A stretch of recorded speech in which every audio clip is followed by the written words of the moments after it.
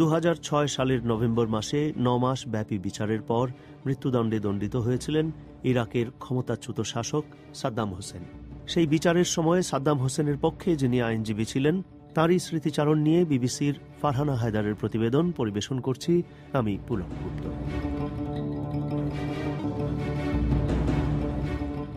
In November 2006, the former Iraqi leader Saddam Hussein was sentenced to death. 2003 সালে ইরাকে মার্কিন নেতৃত্বাধীন অভিযানে ক্ষমতাচ্যুত হন সাদ্দাম হোসেন। তারও প্রায় 8 মাস পরে তিনি মার্কিন সৈন্যদের হাতে ধরা পড়েছিলেন। এরপর বাগদাদের এক আদালতে অনুষ্ঠিত হয় তার বিচার। সাদ্দাম হোসেনের দণ্ডিত হবার দিনটির বর্ণনা করছিলেন বিবিসির সাংবাদিক।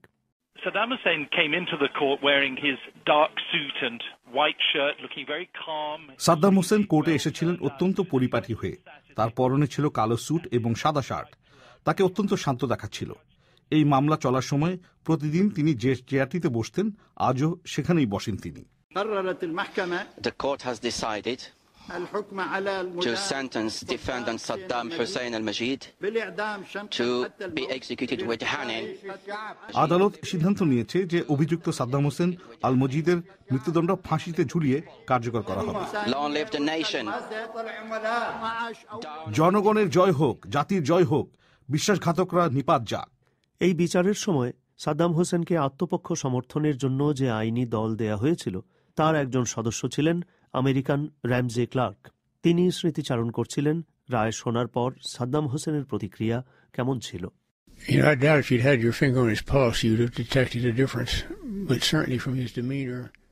হয়তো যদি আপনি তার হাতের উপর আঙুল রেখে তার নাড়ির গতি পরীক্ষা করতেন তাহলে হয়তো একটা তফাৎ ধরা পড়ত, কিন্তু তার মুখ, চোখ বা দেহের ভাবভঙ্গিতে রায়ের আগে বা পরে কোনো পরিবর্তন দেখা যায়নি।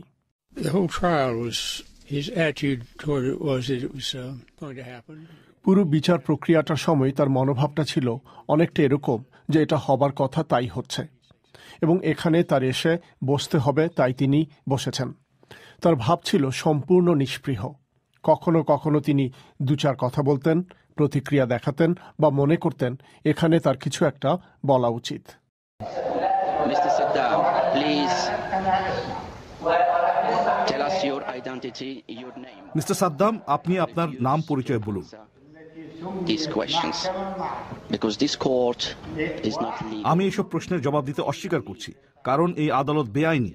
আপনি তো একজন ইরাকি, আপনি আমাকে চেনেন। Well, I thought in terms of history, if not law, it made history, and history is important. আমার মনে হয় এটা আইনের দিক থেকে নয়, বরং ইতিহাসের দিক থেকে দেখা যেতে পারে। এটা একটা ঐতিহাসিক ঘটনা। সাদ্দাম হোসেন মনে করতেন এই বিচারের একটাই মাত্র পরিণতি হতে পারে, আর তা হল তিনি দোষী সাব্যস্ত হবেন এবং তার মৃত্যুদণ্ড হবে। তিনি কখনো এ কথাটা বলেননি, কিন্তু আমি ততদিনে ব্যাপারটা ভালো করেই বুঝতে পারছিলাম। আমার কাছে এটাও স্পষ্ট ছিল যে সাদ্দাম হোসেনও ঠিক এটাই হবে বলে মনে করতেন। সুতরাং মৃত্যুর ভয় সাদ্দাম হোসেনের ছিল না। আপাত দৃষ্টিতে না, এরকম কোনো আভাসই আমি তার মধ্যে দেখিনি।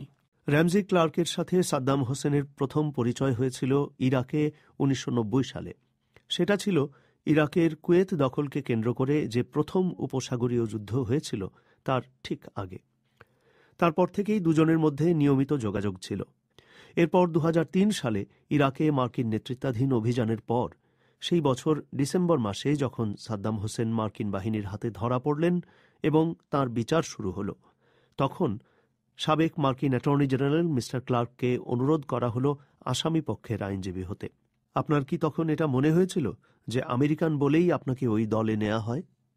Well, I think that was part of it, but pretty early on, I think he had decided he wanted me on the. অন্তত খানিকটা তো বটেই, তবে তার আগেই সাদ্দাম হোসেন চেয়েছিলেন আমি যেন তার আইনজীবীদের দলে থাকি, কারণ আমেরিকান সমর্থিত সরকার পক্ষের বিপরীতে একজন আমেরিকান আইনজীবী থাকার কিছু অসুবিধা তো আছেই, কিন্তু কিছু সুবিধাও আছে। সরকার পক্ষের মামলা তৈরির ক্ষেত্রে পর্দার অন্তরালে বেশ কিছু আমেরিকান আইনজীবী কাজ করেছিলেন। সাদ্দাম হোসেনের পক্ষে আইনজীবী হতে আপনার কি কোনো আপত্তি ছিল? No, that's what lawyers involved in criminal justice do. না, কারণ ফৌজদারি বিচার কাঠামোতে আইনজীবীরা তো এটা করেই থাকেন। আর তা যখন এরকম কোনো গুরুত্বপূর্ণ মামলা হয় তখন আইনজীবীরা এটাকে একটা চ্যালেঞ্জ হিসেবেই নিয়ে থাকেন।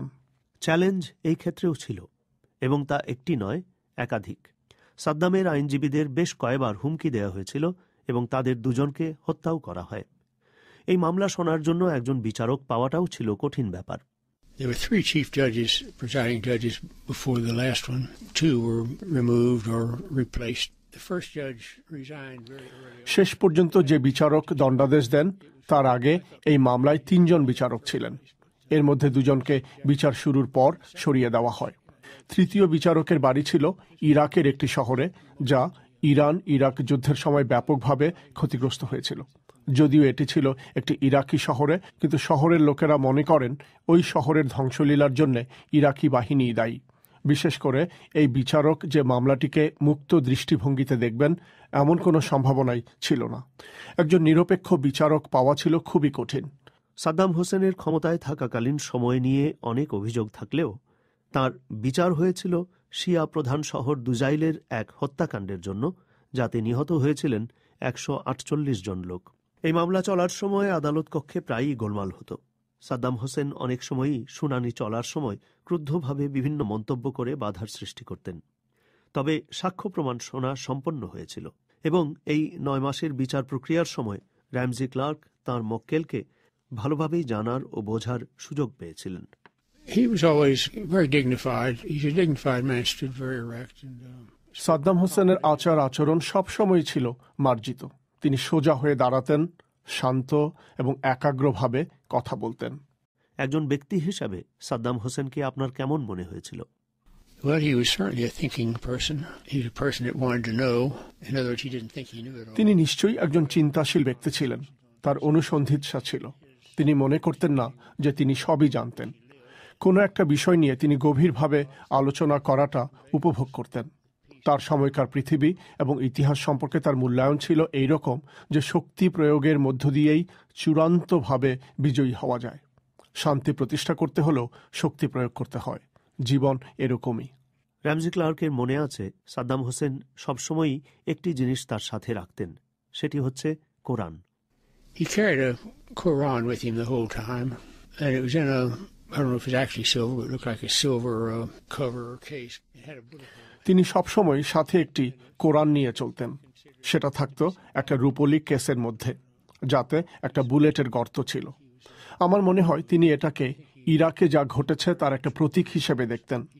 আমার মনে হয় তিনি একজন ধর্মপ্রাণ মুসলিম ছিলেন। তার ধর্মকে তিনি তার আত্মপরিচয়ের একটা অংশ হিসেবেই দেখতেন। তবে তিনি তার সাথে থাকা কোরআনটিকে দেখিয়ে বেড়াতেন না। যখন তিনি আদালত কক্ষে ঢুকতেন তখন তা তার সঙ্গে থাকত, আর মামলা চলার সময় থাকত তার সামনে ডেস্কের উপর। আদালত কক্ষ থেকে বেরিয়ে যাবার সময় তিনি আবার তার সাথে করে নিয়ে যেতেন। তবে তাতে ওই বুলেটের গর্তটা কিভাবে হয়েছিল তা আমি শুনেছিলাম, কিন্তু এখন আর সেটা মনে করতে পারছি না। এই বিচারের পুরো সময়টা জুড়েই র্যামজি ক্লার্ক যখন যেভাবে চেয়েছিলেন সাদ্দাম হোসেনের সঙ্গে দেখা করার সুযোগ পেয়েছেন। প্রায় প্রতিদিনই তাদের দেখা হতো, কিন্তু তার ব্যতিক্রম হল দণ্ডাদেশ ঘোষণার দিনে। I had laid a pretty thick brief on the judge's desk before 9 o'clock. We looked at it and saw it. They had these. আমি সকাল 9টার আগেই বিচারকের টেবিলে আমার যুক্তিতর্কের বিবরণী জমা দিলাম। আদালতের কক্ষের ভেতরে চারদিকেই প্রহরীরা দাঁড়িয়েছিল। বিচারক তাদের দিকে নির্দেশ করে বললেন, একে আদালতের বাইরে নিয়ে যান। কাজেই 9টা বাজার পর 3 মিনিট পার হতে না হতেই আমাকে আদালত কক্ষের বাইরে নিয়ে যাওয়া হলো। এরপর আর আমাকে ঢুকতে দেওয়া হয়নি। আমি আইনজীবীর চেম্বারে বসে থাকলাম। সেখানে ক্লোজ সার্কিট টিভি ছিল। এর পরের ঘটনাটুকু আমি সেই টিভিতেই দেখলাম। তার মানে দণ্ডাদেশ ঘোষণার সময় আপনাকে আদালতে থাকতে দেওয়া হয়নি? When I was thrown out, he was just offended. I think he's probably offended all along. A foreigner was sitting there. না, আমাকে বের করে দেওয়া হয়েছিল। হয়তো একজন বিদেশি অভিযুক্তের আইনজীবী হিসেবে কাজ করছে, এই পুরো ব্যাপারটাই তার পছন্দ হয়নি। আপনাকে আদালত কক্ষ থেকে বের করে দেওয়ার পর সাদ্দাম হোসেনের প্রতিক্রিয়া কি ছিল? I don't think I know, but I doubt if he did. আমার তা জানা নেই। আদৌ কোনো প্রতিক্রিয়া ছিল কিনা তা নিয়েও আমার সন্দেহ আছে। 2006 সালের 5ই নভেম্বর সাদ্দাম হোসেনকে মানবতার বিরুদ্ধে অপরাধের দায়ে দোষী সাব্যস্ত করা হয় এবং ফাঁসিতে ঝুলিয়ে মৃত্যুদণ্ডের আদেশ দেওয়া হয়। তাকে আপিলের অধিকার দেওয়া হয়েছিল, কিন্তু সেই আপিল প্রত্যাখ্যাত হয়, মৃত্যুদণ্ড বহাল থাকে।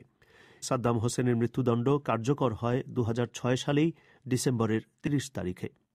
র্যামজি ক্লার্ক বলছিলেন, পেছন ফিরে তাকিয়ে এই বিচার প্রক্রিয়া সম্পর্কে এখন তার কি মনে হয়? Well, some might even call it an act of statecraft. This is how on the stage of history. কেউ কেউ বলতে পারেন এটা হচ্ছে রাষ্ট্রের সাজানো একটা ব্যাপার। তবে ইতিহাসের বিভিন্ন সময়ে দেখা যায় যেসব স্বৈরশাসক বা রাষ্ট্রনায়ক তাদের দেশকে হিংসার পথে নিয়ে গেছেন, তাদের ক্ষেত্রে এরকমটাই হয়েছে। র্যামজি ক্লার্কের কাছে আরেকটা প্রশ্ন ছিল যে এক্ষেত্রে ন্যায় বিচার হয়েছিল বলে তিনি মনে করেন কিনা। Well, I think justice was misused. I think it was the only outcome that would be. আমার মনে হয় এখানে বিচার প্রক্রিয়ার অপব্যবহার হয়েছে। তবে আমার মনে হয় তখনকার ক্ষমতাসীনদের কাছে এটি ছাড়া আর কোনো পরিণামই গ্রহণযোগ্য হতো না।